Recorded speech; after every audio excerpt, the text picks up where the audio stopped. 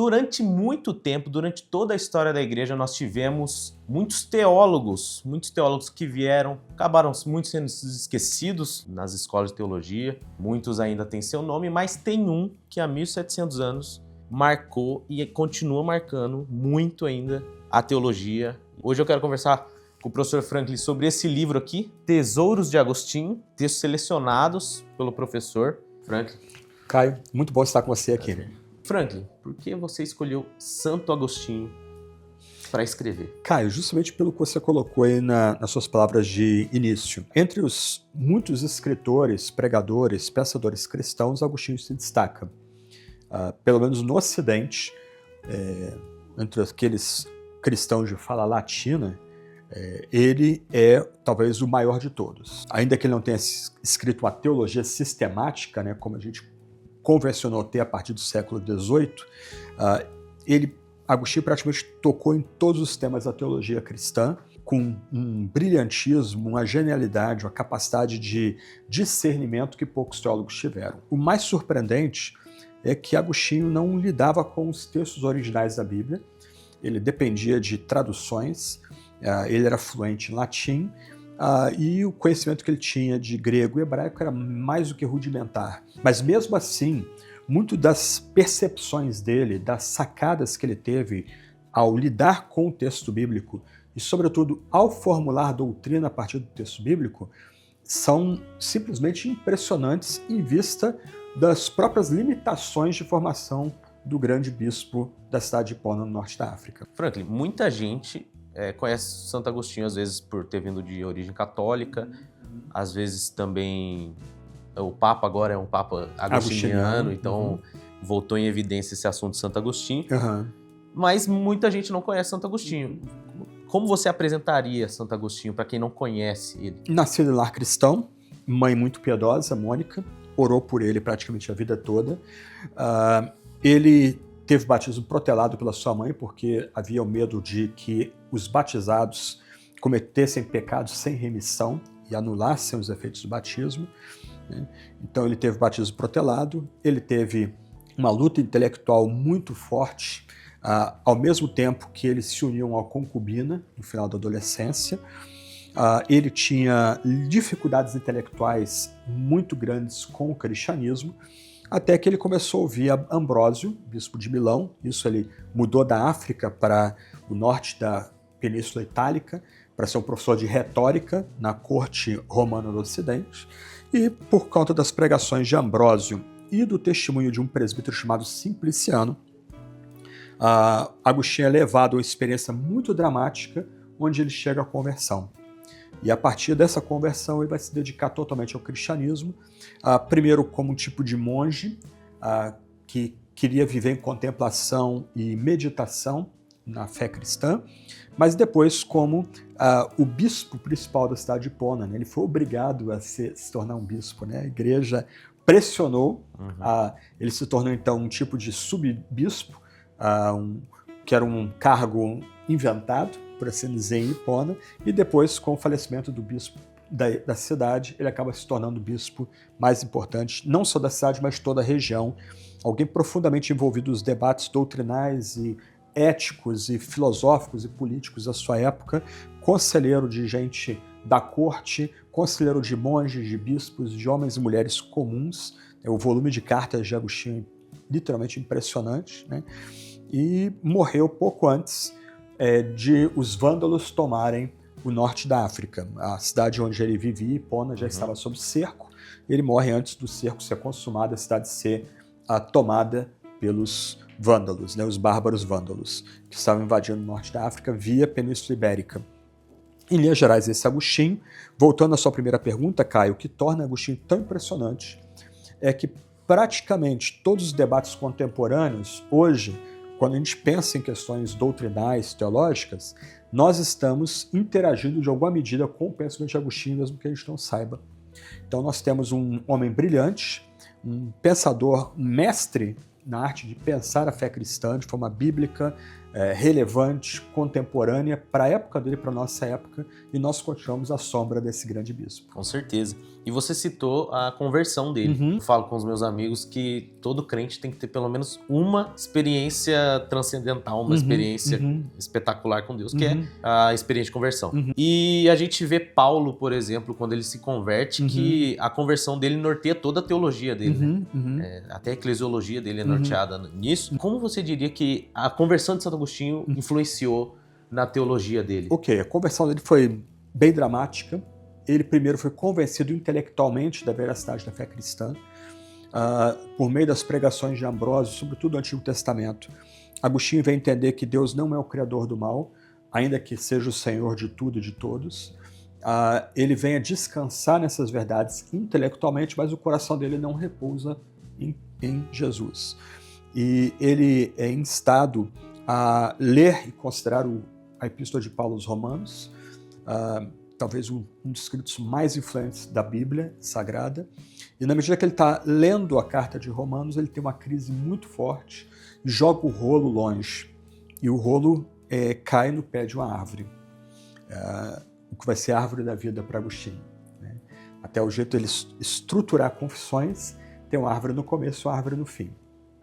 E ele ouve uma criança brincando do outro lado do muro da casa dele, a criança repete, toma e leia, toma e leia. Ele entende que ali é Deus falando com ele, ele se levanta, toma o rolo de Romanos, e quando abre o texto, aleatoriamente, ele bate os olhos em Romanos 13, revestivos do Senhor Jesus Cristo. E ele vai dizer nas confissões que ele não precisou ler mais nada. A ordem revestivos do Senhor Jesus Cristo foi suficiente para enternecer o coração dele e levar ele à conversão, a abraçar Jesus como seu Salvador. E isso vai mudar tudo na vida dele. O filho dele chega à fé também, a mãe dele se regozija com o ocorrido, e Agostinho passa a renunciar a todos os favores mundanos agora para se dedicar somente à meditação e reflexão nas coisas sagradas. Mas talvez seja o momento mais climático das confissões, esse momento, quando ele toma o livro de Romanos, lê essa passagem de Romanos 13 e toda a vida dele é mudada a partir dali. O livro de Confissões, você acabou de falar sobre o livro. Esse livro é um livro espetacular, é um livro que marca a vida de quem lê. O que mais te marcou nesse livro? Eu listo Confissões como um dos 10 livros mais importantes que eu já li na vida. Eu devo ter lido ele umas 4 ou 5 vezes, inclusive não só para o meu crescimento pessoal, mas também para oferecer cursos sobre Confissões de Santo Agostinho, né? Eu diria, Caio, que essa é a primeira autobiografia escrita no Ocidente. É o livro que inaugura no Ocidente a ideia de interpretarmos nossa vida à luz da Bíblia e, em alguma forma, encaixarmos nossa vida na grande narrativa de salvação que nós temos na Sagrada Escritura. Mas é um livro que não é fácil de ler. Nós estamos falando de uma obra escrita há 1.700 anos, 1.600 anos atrás. A primeira parte, na medida que você se acostuma com ela, é mais fácil a leitura, os primeiros 9 livros chamados, né, que serão capítulos para a gente, os primeiros 9 livros das Confissões, que é mais autobiográfica, entremeada de Bíblia o tempo todo. Se você pega uma boa edição das Confissões, como a da Paulus, aquela coleção da Fontes da Patrística de capa verde, nas notas de rodapé são oferecidos todos os textos bíblicos citados página a página. E Agostinho constrói todo o seu argumento usando maciçamente o livro dos Salmos, mas também outros textos bíblicos apropriados, esse grande diálogo entre a alma que encontra Deus e o próprio Deus. Então a primeira parte, autobiográfica, é mais fácil de ler, apesar de que você, uma hora você tem que começar para entrar no mundo de Agostinho. Então é bom ter alguma leitura prévia sobre o Baixo Império Romano, situação política da época, as lutas teológicas, as grandes heresias da época, como o maniqueísmo, que é neoplatonismo. É bom um leitor ter algum entendimento prévio antes de ir para o texto. Só que a última parte, que é uma exposição teológica, filosófica, ela é mais densa. E aí o leitor tem que ter muita calma e muita paciência para conseguir usufruir bem a última parte. A última parte é um tipo de um comentário a Gênesis 1 a 3, os livros 10 em diante das Confissões. E nessa parte teológica, onde seria, na verdade, para nós, uma leitura rápida coloca a conversão de Agostinho como clímax. É quando ele toma o livro de Romanos ao pé da árvore, lê, e ali ele é revestido de Jesus. Mas para Agostinho, o clímax é essa parte final, onde Agostinho insere a sua vida na criação divina. Deus cria todas as coisas. Ele cria todas as coisas pelo seu poder. O leitor perceptivo vai ver que há uma tensão em Agostinho ao debater os dias da criação.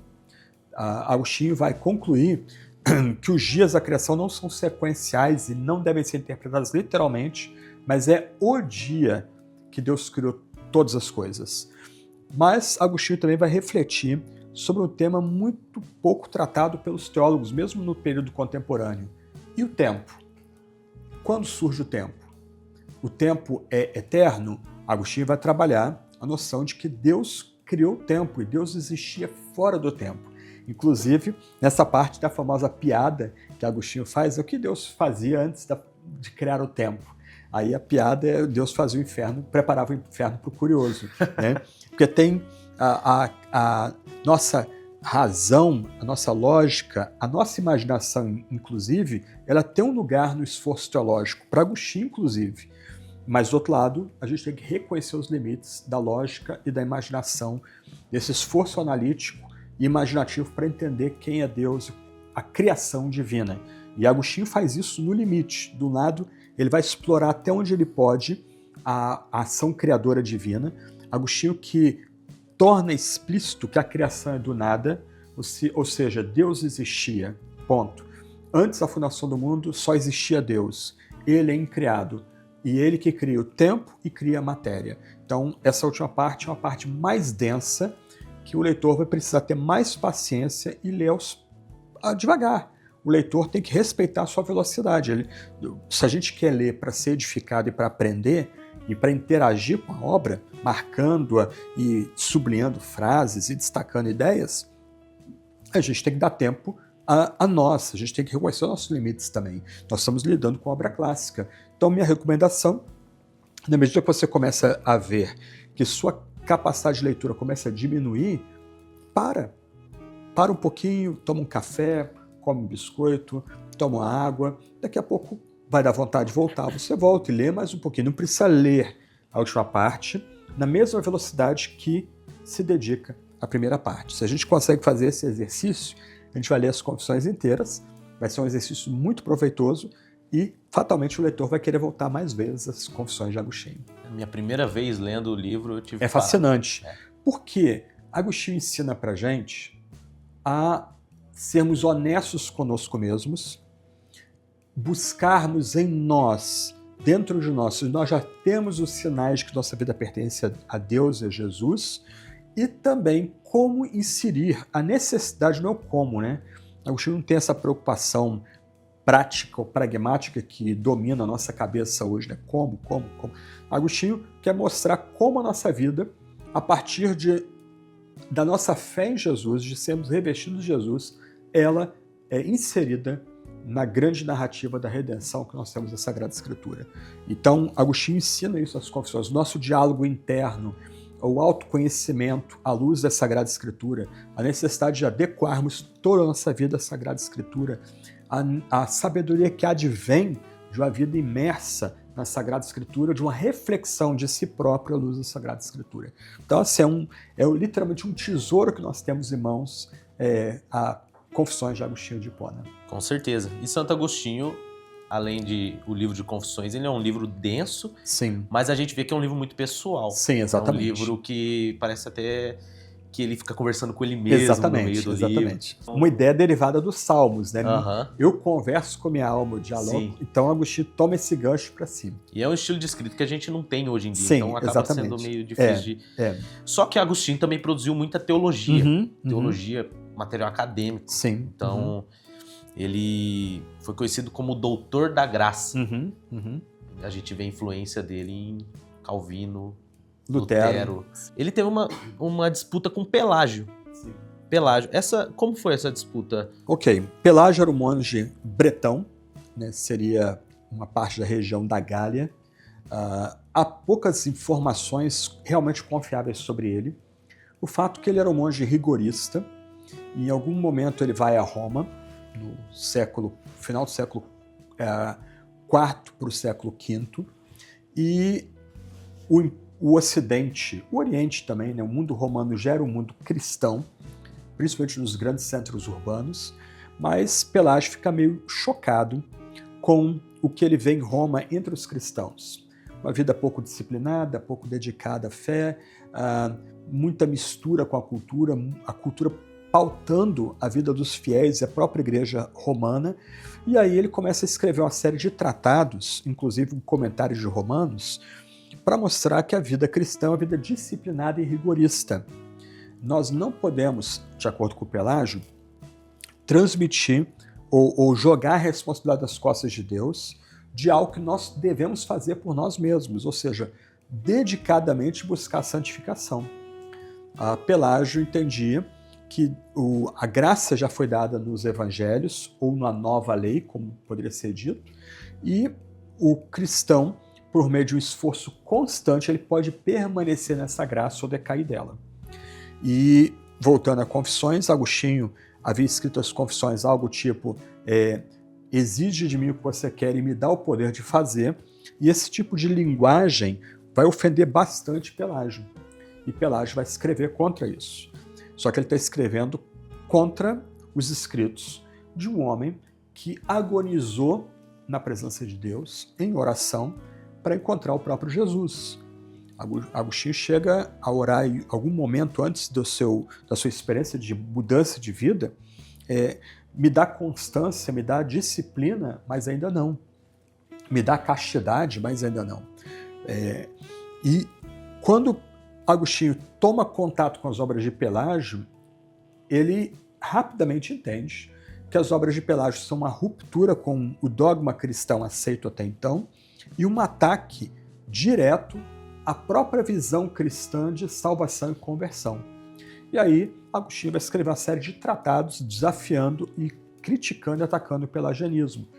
E o ataque de Agostinho é tão preciso e tão bem feito que a Igreja Romana, a Igreja Ocidental, vai entender que o pelagianismo era uma heresia, essa ideia de que por meio do esforço constante o ser humano pode abraçar a graça e permanecer na graça.